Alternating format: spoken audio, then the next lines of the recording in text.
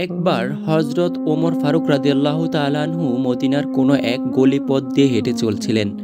হঠাৎ একটি যুবকের প্রতি তার নজর পড়ে গেল। সে তার পরিহিত কাপড়ের নিচে একটি বোতল লুকিয়ে রেখেছিল। হজরত ওমর ফারুক রাদিয়াল্লাহু তাআলা আনহু তাকে জিজ্ঞেস করলেন, হে যুবক, তুমি তোমার কাপড়ের নিচে কি ঢেকে রেখেছ? যুবকের সেই লুকানো বোতলটি মদে ভর্তি ছিল।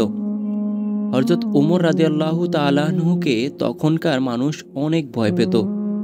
সুতরাং যুবকটি জবাব দিতে ইতস্ত বোধ করছিল, কিন্তু সে তখন আত্ম অনুশোচনায় ও ভয়ভীতিতে বিহ্বল অবস্থায় আল্লাহর দরবারে প্রার্থনা করল, হে মাবুদ, আমাকে তুমি খলিফা হযরত ওমর রাদিয়াল্লাহু তাআলা আনহু এর সামনে লজ্জিত করো না। তার কাছ থেকে আমার ত্রুটি ও অপরাধ গোপন রাখো।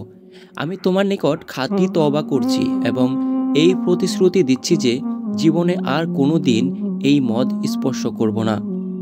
এরূপ তওবা করার পর পরক্ষণেই যুবক হযরত ওমর রাদিয়াল্লাহু তাআলা আনহু এর প্রশ্নের জবাব দিলেন যে, হে খলিফা, আমার কাছে এটি একটি সিরকার বোতল। সিরকা হলো ইংরেজিতে ভিনেগার বলা হয়, আরবিতে খল।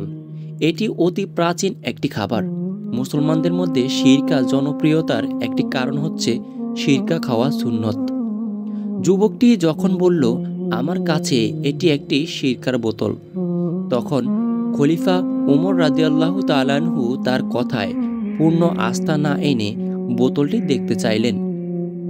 তখন সে যুবক বোতলটি হযরত উমর রাদিয়াল্লাহু তাআলা আনহু এর সামনে পেশ করল। দেখা গেল যে বোতলটির মধ্যে সত্যি সিরকা ভর্তি রয়েছে। সুবহানাল্লাহ! আল্লাহ কি না পারে! ছিল মদ, হয়ে গেছে সিরকা, শুধুমাত্র তওবা করার কারণে।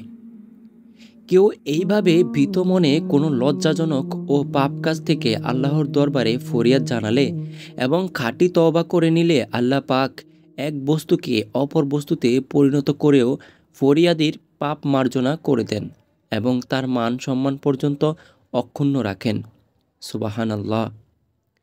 আমরাও কোনো ভুল ত্রুটি কিংবা পাপ করে ফেললে মন থেকে তওবা করব, তবে এমন কোনো পাপ করব না যা তওবা কিংবা ক্ষমার যোগ্য নয়।